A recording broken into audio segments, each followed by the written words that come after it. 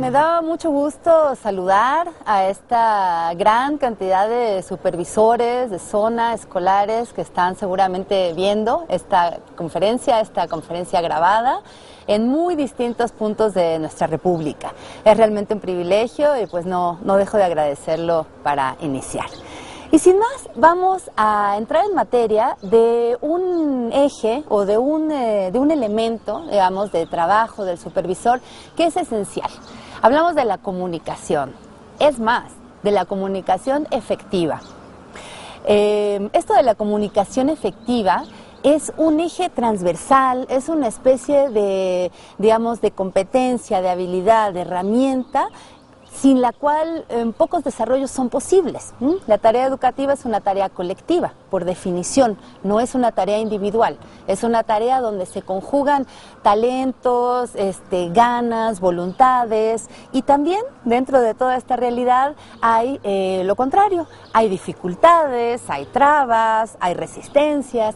Todo esto forma parte de la compleja tarea que el supervisor tiene entre manos cuando debe comunicarse con los otros que forman el entorno educativo y cuando debe además promover que esos otros se comuniquen entre sí.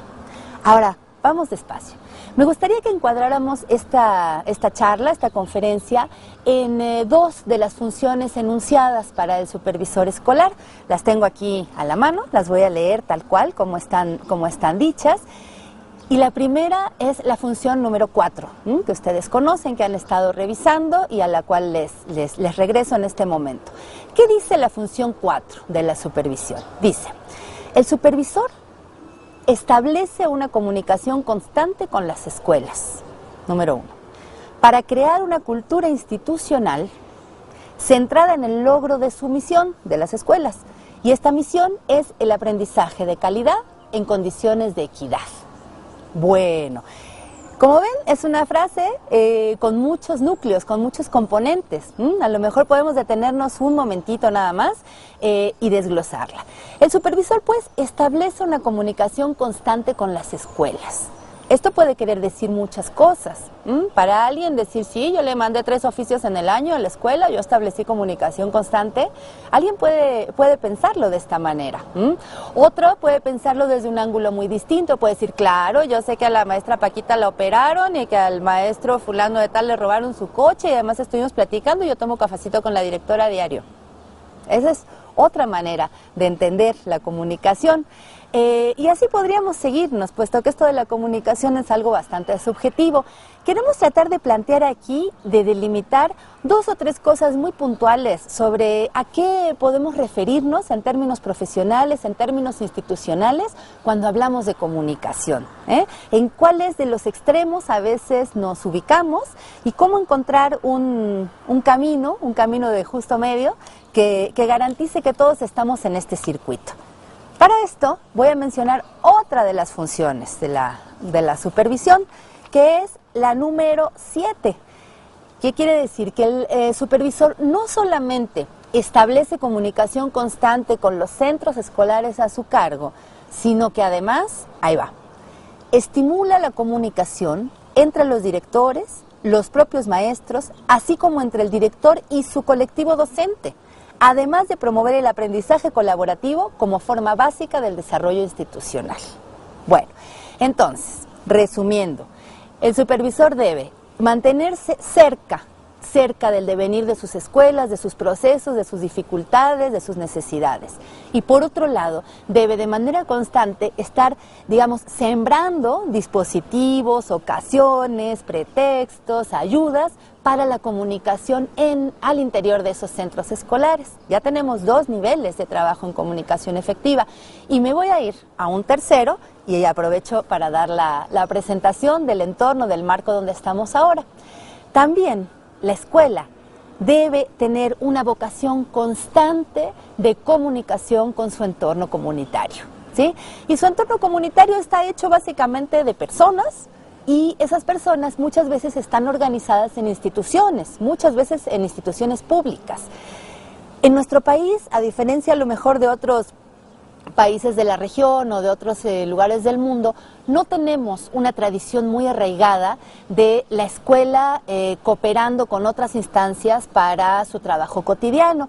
Podemos ver ejemplos en otros lugares donde, pensemos, el centro de salud es un aliado constante de la escuela para muchísimas cosas, en donde, los ayuntamientos, las oficinas de gobierno local están en constante comunicación con los centros escolares. Pensemos en la iniciativa privada también, en pequeñas o grandes empresas en la localidad. Pensemos en iniciativas sociales, muchísimas asociaciones civiles dedicadas a muchos campos del desarrollo social y personal y comunitario, estarían y están interesadas en hacer una cooperación con las escuelas. Parte de esta idea de comunicación efectiva tiene que ver con entender con claridad qué necesita la escuela y dónde podemos gestionarlo. Para eso, no deberíamos desdeñar el hecho de que tenemos en nuestro país en este momento 7.834 bibliotecas públicas. Alguna debe haber cerca o relativamente cerca de alguna de sus escuelas. ¿Qué tanto se ha explorado, por ejemplo, por tomar este camino, la relación entre biblioteca pública y escuela? Ese va a ser un punto en el que me voy a detener en un momento posterior de la conversación para señalar una posibilidad de ejercitarnos, de entrenarnos para la comunicación efectiva, pero no nos adelantemos. Aunque cueste trabajo creerlo, estamos en una biblioteca. No parece, ¿verdad? Las bibliotecas se inventaron hace bastante tiempo, cuando el entorno comunicativo, social, de materiales, de acceso a la información era bastante distinto. Hoy en día las bibliotecas están procurando entenderse de una manera muy distinta. Una biblioteca en el siglo XXI no es lo mismo que una biblioteca en los años 70 del siglo XX, ni mucho menos en los años 30, ¿no? Esta es una de las cuestiones que me gustaría que abordáramos en algún momento, cómo también las instituciones van cambiando según las necesidades de alrededor, ¿sí? Este es un reto enorme para la escuela, este es un reto enorme para la figura del supervisor, esta transformación en función de las necesidades, no tanto de lo que a lo largo de la vida hayamos ido aprendiendo que debe ser lo que hacemos, sino lo que en el día a día estamos viendo que se nos demanda desde distintas instancias, ¿no? Entonces, bueno, vamos a seguir conversando de esto, y yo quiero hacer un pequeño paréntesis para detenernos en estas dos palabritas: comunicación efectiva. Puede querer decir, insisto, muchas cosas. Sin embargo, podemos también contrastarlo en función de cómo han ido cambiando las ideas sobre la comunicación humana en las últimas décadas, ¿no? Yo creo que todos podemos acordarnos en algún momento de la escuela de haber aprendido ese caminito de emisor, mensaje, receptor, ¿verdad? Podemos verlo hasta en el esquema con las flechitas, y este es un camino lineal, empieza y termina. Hoy en día esto está bastante rebasado, y prácticamente todos los esquemas que buscan graficar la comunicación humana, la comunicación interinstitucional, la comunicación social, piensan más en un círculo. En un círculo que no termina cuando el mensaje llega al receptor, porque el receptor no es pasivo. Entonces llega el mensaje y ese mensaje se transforma en otra cosa que a su vez es comunicado y es comunicable. Por lo tanto, nos va a servir mucho más que pensar en un caminito, pensar en un círculo. La comunicación es algo que no termina entre los seres humanos, y mucho menos termina en estas construcciones sociales privilegiadas como son los centros escolares y las organizaciones por zona, ¿no? Entonces, dicho lo cual, tenemos que pensar un poco de qué está hecha esta estructura de comunicación. La respuesta es muy sencilla, es tan sencilla que hasta da pena. Está hecha de palabras.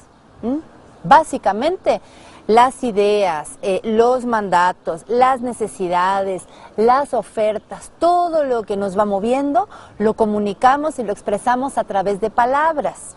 Y nosotros sabemos qué fino es el manejo del lenguaje, ¿verdad? Qué importancia tienen los discursos. A lo mejor una misma cosa dicha de dos maneras distintas quiere decir cosas muy diferentes, ¿sí? Quiero compartir con ustedes un pequeño texto de Pablo Neruda en torno de las palabras. Me gustaría que entráramos en materia justamente por la puerta de la literatura para poder pasar en un segundo momento de esta conferencia a una propuesta concreta para mejorar estos aspectos de comunicación efectiva. Pero antes, detengámonos un momento en las palabras.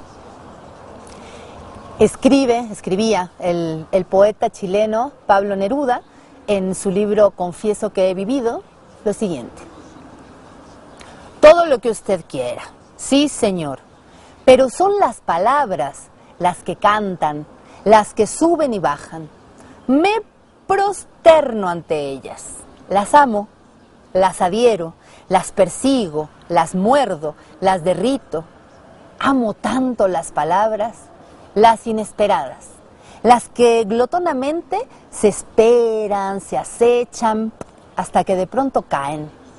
Vocablos amados, brillan como perlas de colores, saltan como platinados peces, son espuma, hilo, metal, rocío.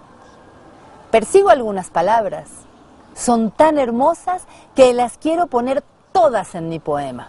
Las agarro al vuelo cuando van zumbando y las atrapo, las limpio, las pelo, me preparo frente al plato, las siento, cristalinas, vibrantes, ebúrneas, vegetales, aceitosas, como frutas, como algas, como ágatas, como aceitunas. Y entonces las revuelvo, las agito, me las bebo, me las zampo, las trituro, las emperejilo, las liberto. Las dejo como estalactitas en mi poema, como pedacitos de madera bruñida, como carbón, como restos de naufragio, regalos de la ola. Todo está en la palabra. Una idea entera se cambia porque una palabra se trasladó de sitio, o porque otra se sentó como una reinita adentro de una frase que no la esperaba y que le obedeció. Tienen sombra, transparencia, peso. Bueno, tienen plumas, pelos, tienen de todo lo que se les fue agregando de tanto rodar por el río, de tanto transmigrar de patria, de tanto ser raíces. Son antiquísimas y recientísimas. Viven en el féretro escondido y en la flor apenas comenzada. ¡Ah! ¡Qué buen idioma el mío! ¡Qué buena lengua heredamos de los conquistadores torvos! Esos andaban azancadas por las tremendas cordilleras, por las Américas encrespadas, buscando patatas, butifarras, frijolitos, tabaco negro, oro, maíz, huevos fritos, con aquel apetito voraz que nunca más se ha visto en el mundo. Todo se lo tragaban, con religiones, pirámides, tribus, idolatrías iguales a las que ellos traían en sus grandes bolsas. Por donde pasaban, quedaba arrasada la tierra. Pero a los bárbaros se les caían de la tierra, de las barbas, de las cerraduras, como piedrecitas, las palabras luminosas que se quedaron aquí, resplandecientes, el idioma. Salimos perdiendo, sí. Salimos ganando.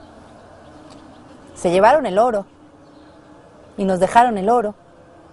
Se lo llevaron todo y nos dejaron todo. Nos dejaron las palabras. Bueno, hasta aquí Pablo Neruda hablando de las palabras y hasta aquí esta pequeña presentación, ¿no?, de este gran tesoro al alcance de todos, que es la palabra, un tesoro que ciertamente tenemos que aprender a administrar cada vez mejor.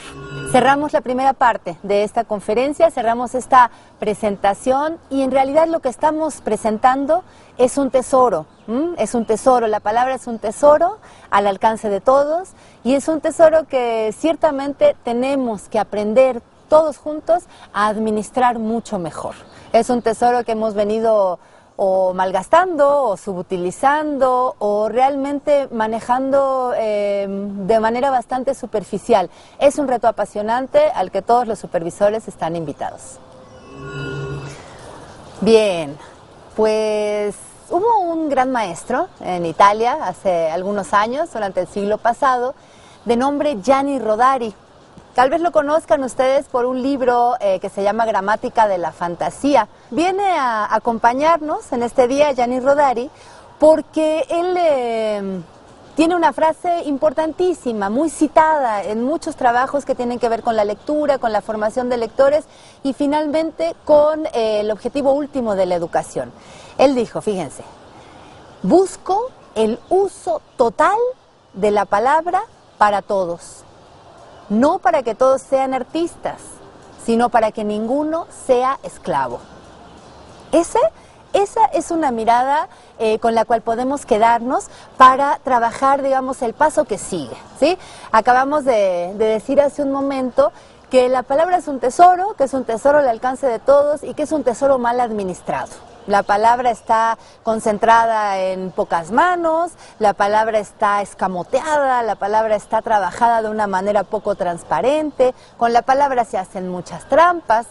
Queremos buscar una manera distinta de relacionarnos con la palabra, una manera que le garantice a cada uno de los participantes en este círculo o en estos muchos círculos que conforman la comunicación, que le garantice un lugar como enunciador, algo tan sencillo como sé que puedo decir lo mío y sé que puedo escuchar lo de otros. Es así. Cada uno tiene que vivir con esa certeza, preguntarse en el día a día del trabajo, por ejemplo, ¿puedo decir lo que necesito decir?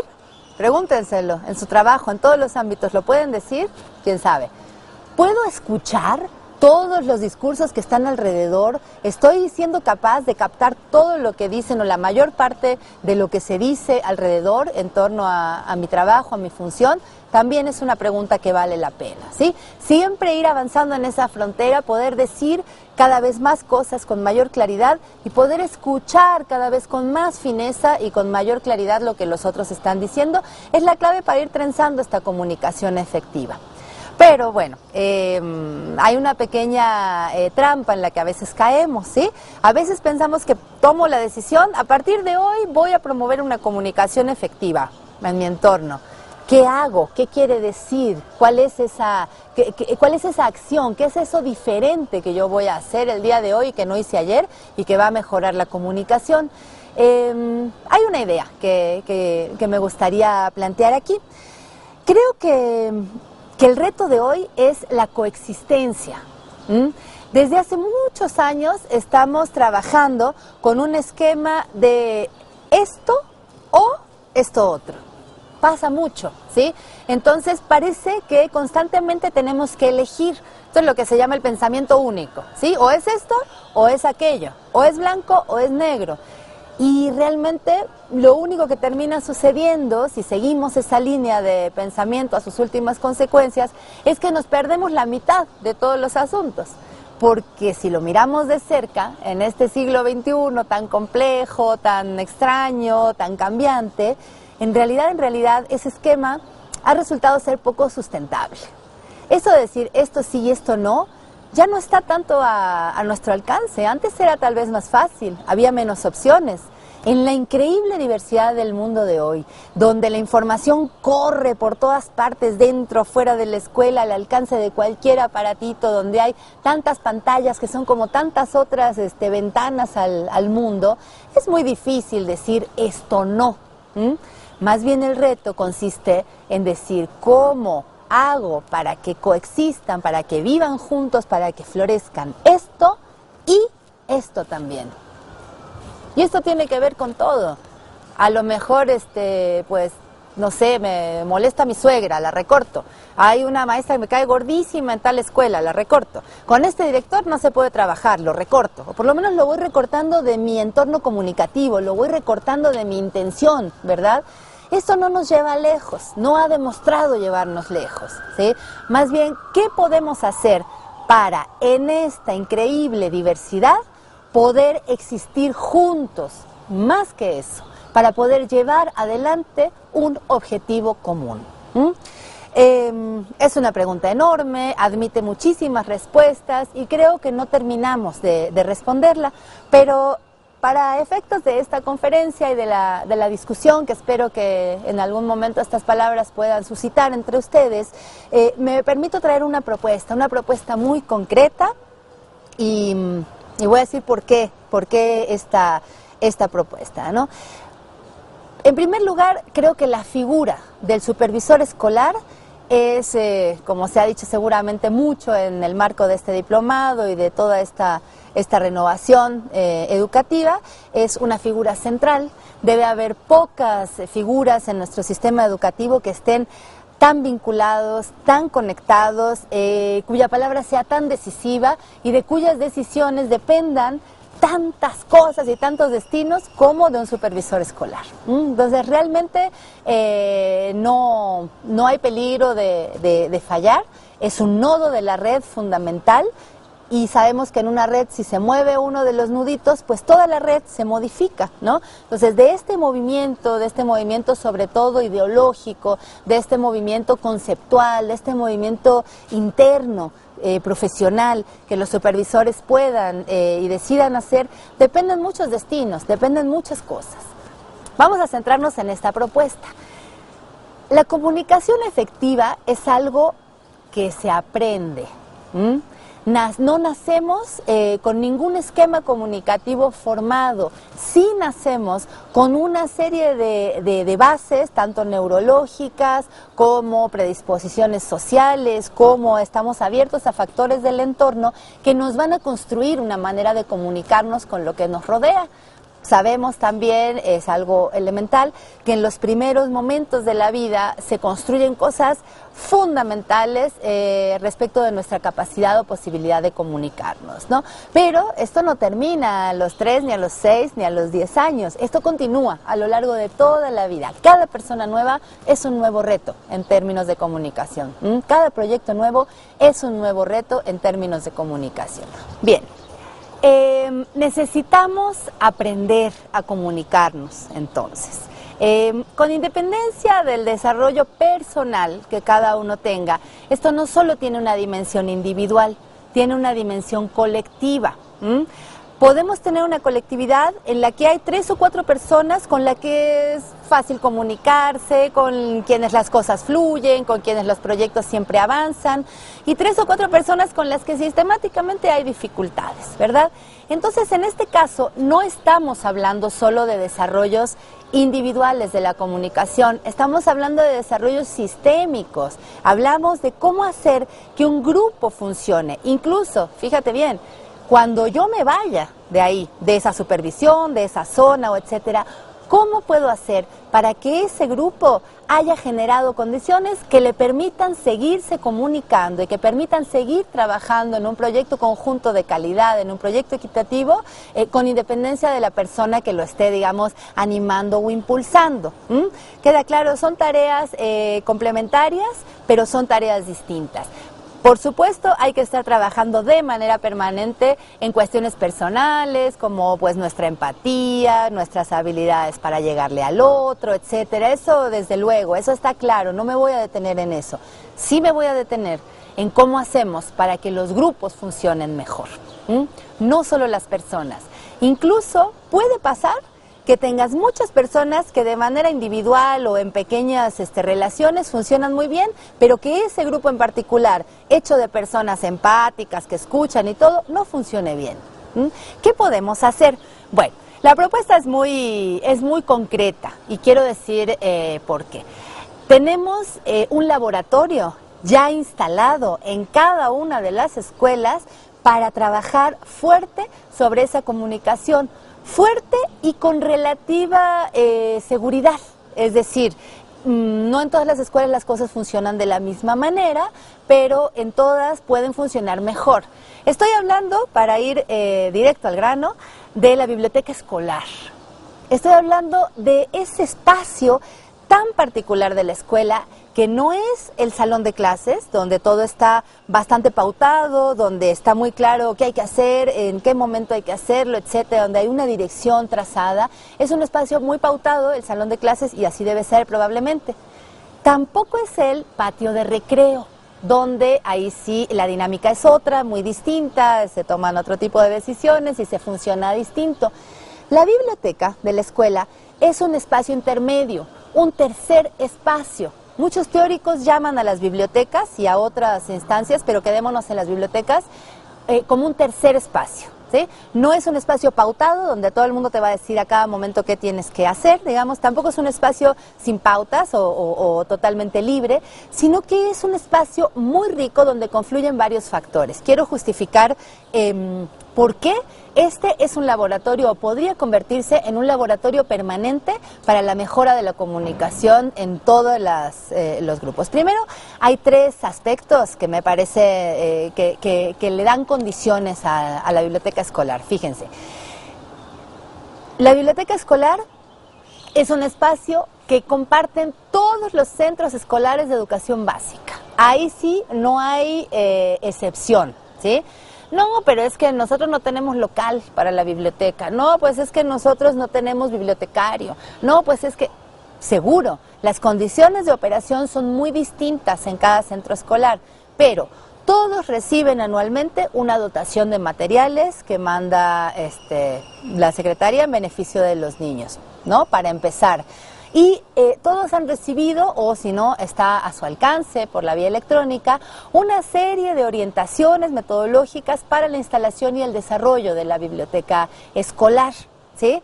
Entonces, digamos que es una disposición que ya tiene algunos años instalándose, yo siempre digo instalándose porque esa instalación tarda mucho en nuestro sistema educativo.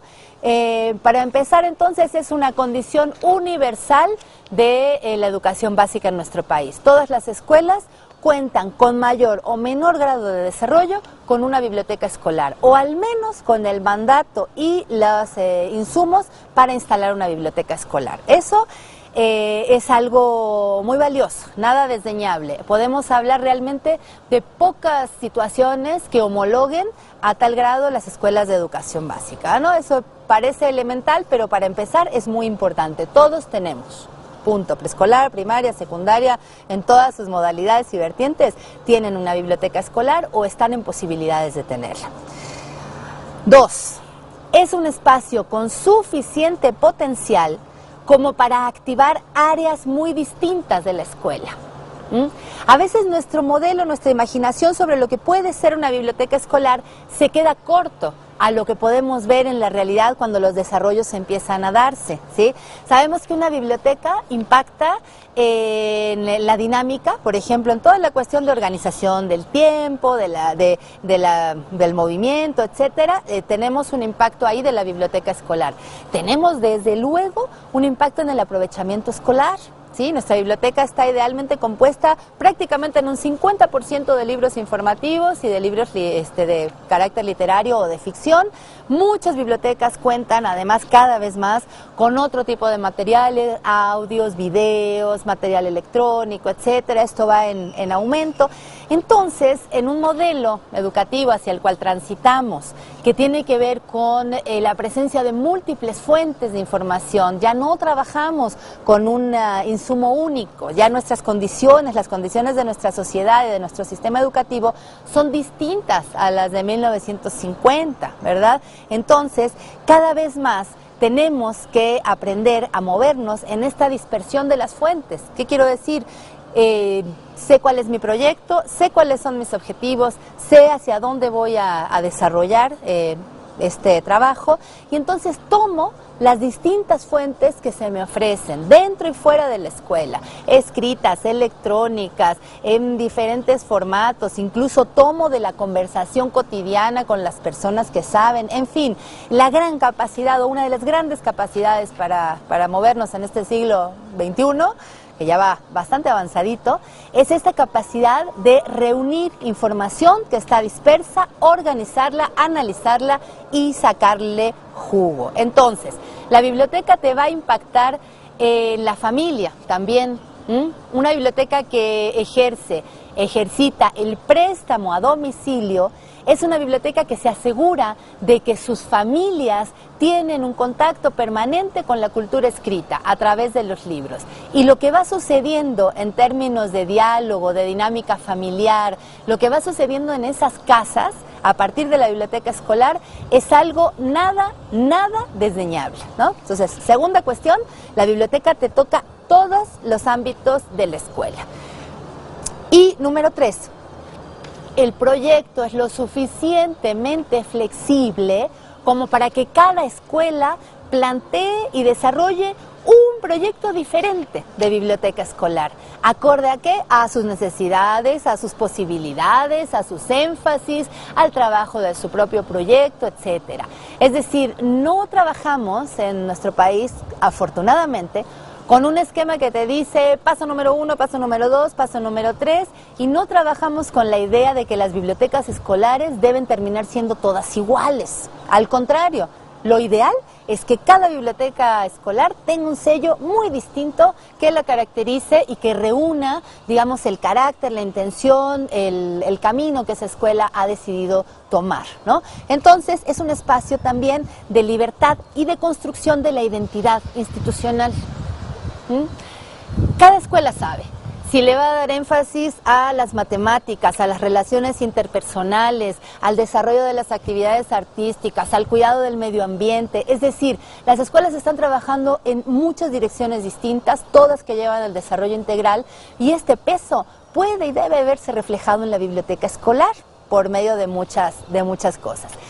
Y por último, la gran ventaja de este maravilloso espacio es que es un espacio que necesariamente requiere del concurso de toda la comunidad educativa para funcionar. Es un espacio que se construye con los alumnos, con las familias, desde luego con la planta docente. El papel del director es central. El maestro bibliotecario, esa figura importantísima que puede tener condiciones muy distintas. Hay escuelas muy privilegiadas donde es un maestro que no tiene grupo, que está en el local de su biblioteca, que tiene todo para funcionar, etcétera, maravilloso. Hay otras donde no. La biblioteca escolar es, pues, un espacio de todos y para todos. El bibliotecario escolar puede tener grupo, puede no tener grupo. La biblioteca puede tener un local físico o no tenerlo. Puede funcionar en una carretilla o en unas cajas de cartón. Lo importante es que hay una serie de voluntades y de acciones reunidas alrededor. Bien, vamos ahora a revisar en parte de este documento que queda a su disposición en la plataforma de materiales de este diplomado, que se llama 20 buenas razones para tener una biblioteca escolar. Vamos a entrar ya a esta parte final de la conferencia, donde intentaremos detallar de una manera un poquito más puntual por qué y de qué manera la instalación y el desarrollo de una biblioteca escolar constituyen una herramienta efectiva para la comunicación, para entrenar estas prácticas y para dejarlas instaladas en la institución. Bueno, 20 buenas razones para tener una biblioteca escolar, seguramente hay más, podríamos encontrar 200, en este caso nos hemos acotado a 20, y de estas 20 voy a mencionar solo algunas, ¿no? El documento íntegro, insisto, queda a su disposición. Primero quisiera que hiciéramos una mirada sobre qué tipo de espacio es el que estamos promoviendo, y en un segundo momento, o paralelamente, ir imaginando cuáles son los retos de comunicación que implica cada uno de estos aspectos que vamos a detallar. En primer lugar, vamos a comenzar a dar algunas de estas respuestas, ¿no? ¿Por qué necesitamos tener una biblioteca escolar? A lo mejor algunos de los que están viendo o escuchando esta conferencia nos ha tocado, es mi caso, no haber tenido biblioteca escolar, ni en preescolar, ni en primaria, tal vez en secundaria, pero no tengo los mejores recuerdos del mundo de mi biblioteca de la secundaria. ¿Por qué estamos insistiendo tanto en este asunto y por qué ha venido a constituir un eje de la educación básica, por lo menos en los últimos 10, 15 años? Vamos a ver. 1. La biblioteca escolar pone el acento en lo humano. La formación humanista y los libros son en este momento inseparables. Entonces, en esta idea de educación integral, una biblioteca que funcione como un corazón capaz de bombear sangre, digamos, o energía a todo el resto del centro educativo, tiene que ver con una formación humana, con vernos en un sentido integral, como seres humanos, como seres sociales, ¿no? Este es el punto de partida. Otra, voy a leer. ¿Por qué necesitamos entonces una biblioteca escolar? Bueno, porque la biblioteca escolar es un servicio elemental de apoyo a la educación que está garantizado por la SEP en todas las escuelas oficiales. Nuestra situación, incluso en las escuelas públicas más alejadas y más desfavorecidas, se las están arreglando para hacer funcionar espacios bibliotecarios con éxito creciente. Aún en condiciones muy difíciles de espacio, de recursos, de personal, deberíamos buscar que cada plantel educativo ofrezca este apoyo básico a sus estudiantes y deberíamos buscarlo con más fuerza allá donde las necesidades son más acuciantes o más evidentes. Necesitamos una biblioteca escolar porque alrededor del mundo las bibliotecas están cambiando, están dejando de ser como las conocíamos, como muchos de nosotros tal vez las padecimos. Abandonan el cliché de cementerios polvosos y hostiles para convertirse aceleradamente en espacios múltiples donde pasan muy distintas cosas. Dejan de ser sitios solo de consulta y se convierten en lugares de encuentro. Dice, cito, una biblioteca para el ocio y para el negocio, para el estudio, sí, pero también como un lugar de encuentro, de sociabilidad, de debate, de información, de libertad de expresar la propia opinión, para todos igual. Otra, aprender a aprender es un eje de la educación básica. El gusto por el conocimiento se cuece en una mezcla bien calibrada de libertad y estímulos, y la biblioteca es un espacio privilegiado para el autodidactismo. Todo está ahí, todos los recursos están aquí. Los materiales de lectura clasificados y organizados, los mediadores a quienes se puede recurrir en caso de necesidad, está el espacio físico en el mejor de los casos, están los medios, todo listo para que cada uno sea capitán de su propio barco. Y bueno, la biblioteca comprende también los medios electrónicos. Conocer las viejas tecnologías de la palabra le da sentido a las nuevas tecnologías. Y además, no todo está en Internet. Hay una cantidad incalculable de datos, pistas, historias, anécdotas, señales que los libros, revistas, audios y otros documentos ofrecen y la red no. Es decir, un buen caminante conoce, además de las carreteras pavimentadas, los atajos, las veredas. La biblioteca de la escuela es un espacio que da la bienvenida a todos los miembros de la comunidad escolar. Tal vez esto es algo que no comparte con ningún otro espacio físico de la escuela. Ni el aula, ni la dirección, ni el patio de recreo son espacios abiertos al resto de la comunidad. Y si revisamos bien, lo que plantea la biblioteca escolar es ser un sitio para las familias, para los docentes, para los directores, para los alumnos. Es decir, toda la comunidad tiene un quehacer muy claro y muy específico dentro de la biblioteca. Otra razón de peso. Vamos a pensar en nuestra comunidad.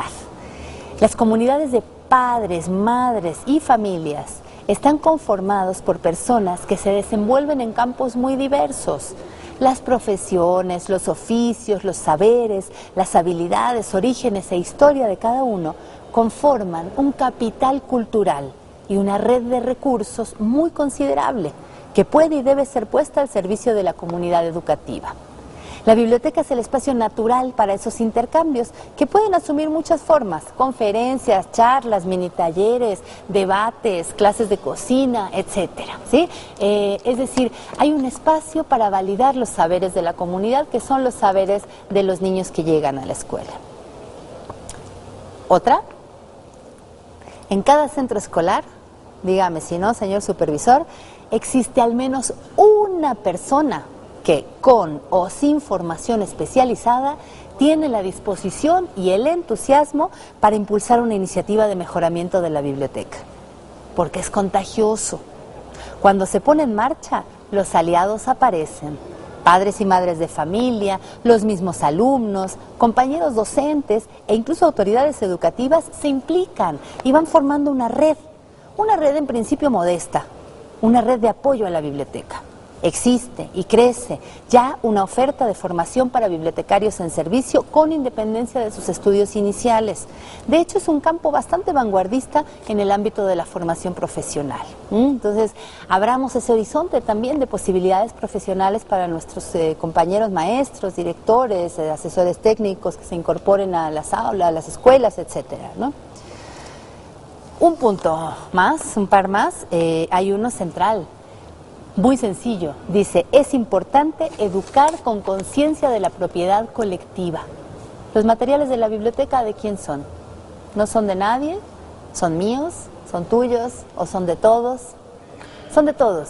Y aprender a manejarnos en esa propiedad colectiva es aprender a manejarnos en una cultura de la transparencia, en una cultura de la democracia, en una cultura del sano ejercicio del recurso público, ¿verdad? Entonces, esto que parece tan modesto puede ser un gran cambio en nuestra manera de entender las relaciones sociales y las relaciones con el espacio público. Y voy a cerrar con una que me parece importantísima. Dice: tanto la evidencia empírica como la cada vez más abundante investigación señalan sin ningún lugar a dudas la relación directa entre el logro académico y presencia activa de la biblioteca escolar en la vida de los estudiantes. Los datos son realmente contundentes. En un momento en que para nuestro sistema educativo el asunto del desempeño escolar, del logro académico, es una honda preocupación, la posibilidad de desarrollar muy buenas bibliotecas escolares puede abrir grandes perspectivas de mejoramiento en el corto, mediano y largo plazos. Bueno, creo que como base argumental tenemos ya algunos puntos que nos hacen saber que sí es un espacio fundamental para la escuela. Ahora, es un espacio para desarrollar la comunicación efectiva. ¿Por qué? Por la multiplicidad de gente que ahí convive, por la diversidad de objetivos que la biblioteca persigue, porque no está centrado ni en un programa ni en unos puntos de llegada, sino que es un espacio de apertura que necesita estarse renovando. En este ejercicio constante de instalar y desarrollar las bibliotecas es que nos vamos a ir renovando y que vamos a ir entrenando estas formas de comunicar. Bueno, a ver, va a haber alguien que dice: ah, no, yo ya tengo todas las bibliotecas de mi zona funcionando perfectamente, todas están dotadas, tenemos bibliotecario en todas, trabajamos maravillosamente bien, ya no tenemos que hacer nada en ese sentido. Yo ante esta última afirmación me detendría un momento. No existe ninguna biblioteca escolar, como no existe ninguna escuela que no pueda mejorar, que no pueda llegar más lejos, que no pueda diversificar un poco sus objetivos, que no pueda asegurarse de que está llegando a todos y cada uno de sus destinatarios. Entonces, no es verdad que hay sitios donde ya no hay más trabajo que hacer al respecto. Una biblioteca no termina cuando acabamos de colocar el último de los libros en el último de los estantes. Ahí empieza verdaderamente el trabajo de desarrollar este proyecto. Y bueno, para cerrar esta última parte y al mismo tiempo cerrar también esta intervención, esta conferencia, voy a citar las palabras de dos grandes apasionados de las bibliotecas escolares. El primero es Ramón Salaverria. Él escribe en un libro que citaremos en algún momento. Dice: en estos momentos, cuando muchos responsables educativos que nunca se educaron con bibliotecas sentencian a muerte a las bibliotecas escolares porque son obsoletas, porque están caducas, porque son anticuadas, pues resulta que la sociedad las necesita más que nunca. ¿Para qué? Para contribuir a reducir las desigualdades sociales y de acceso al conocimiento, para entrenar a los estudiantes en una lectura que ya no se presenta solo en un soporte impreso, para proponer a todos los que pasen por la escuela un gimnasio donde ejercitar habilidades fundamentales que son fuente real de desigualdades. Por ejemplo, explorar, seleccionar y clasificar por orden de pertinencia la masa de información disponible en la red. Bueno, en fin, para que todos podamos partir de una situación más pareja. Y cuando hablamos de, bueno, hasta ahí Ramón Salaverria, y yo me quedo pensando en estos dos grandes componentes del modelo educativo que estamos tratando de construir entre muchos, que son la calidad y la equidad. Y la calidad y la equidad funcionan cuando hay una comunicación que permite que éstas realmente se vayan desarrollando. Entender lo que significa calidad, entender lo que significa equidad, no es una cuestión de 5 minutos, es algo que hay que discutir, que hay que conversar, que hay que poner sobre la mesa. Y hablando de mesas, yo celebro que la escuela cuente con fuerza, con firmeza y con decisión con un espacio como el del Consejo Técnico Escolar, por ejemplo. Esa es la mesa, esa es la gran mesa donde poner estos temas. Es un espacio tal vez corto, una sola vez al mes, para un staff a veces grande como el de algunas escuelas, puede no ser suficiente, pero si nosotros trabajamos como supervisores y con nuestros directores para que ese uso del tiempo, del espacio de consejo técnico sea sustantivo, también es un espacio, una gran herramienta, un gran motor para potenciar la comunicación efectiva en el interior de los colectivos escolares, ¿no? No hay pierde. Esa es una herramienta fundamental, es una herramienta para revisar el proyecto escolar y los proyectos en los que la escuela esté involucrada. Entonces, yo siempre insisto en que todos los consejos técnicos deberían tener al menos un pequeño espacio para revisar los materiales y las propuestas que están a disposición de los docentes en la escuela. Tenemos mucho más de lo que pensamos, tenemos muchísimo más de lo que alcanzamos a conocer y estudiar en términos de materiales, en términos de recursos. En eso estoy muy clara, ¿no? Entonces, bueno, para cerrar le dejo la palabra en mi voz, pero digamos en palabras de él, a Guillermo Castán. Él también es otro apasionado de las bibliotecas escolares. Y él escribe sobre estos espacios lo siguiente: esta opción democrática de la biblioteca escolar no es, como algunos podrían pensar, no es fundamentalmente ideológica, aunque obviamente suele aparecer unida a alguna determinada visión del mundo, sino esencialmente es una opción cívica y una opción ética, que en el marco escolar se materializa en una opción profesional, es decir, ha de ser profesionalmente articulada y desarrollada. La tarea es intentar construir una biblioteca escolar comprometida con la calidad de la educación y la compensación de las desigualdades. Bien, y en este marco magnífico, maravilloso de la Biblioteca Vasconcelos, que es un espacio patrimonio de todos los mexicanos, al cual están todos y cada uno de ustedes cordialmente invitados. Voy a despedir esta intervención, donde intenté abordar de una manera más o menos focalizada un tema tan vasto, tan importante, tan complejo como es la comunicación efectiva entre grupos humanos que persiguen un objetivo igualmente vasto, complejo y cambiante, como es el gran objetivo de educar, ¿no? De la educación básica, de esta educación que, digamos, concluye a los 15 años y que puede y debe ser constantemente revisada, mejorada y alimentada desde todos los frentes. Sin más, pues muchas gracias por su atención, a todos los supervisores de educación básica de este país y a quien sea que esté mirando esta conferencia. Muchas gracias.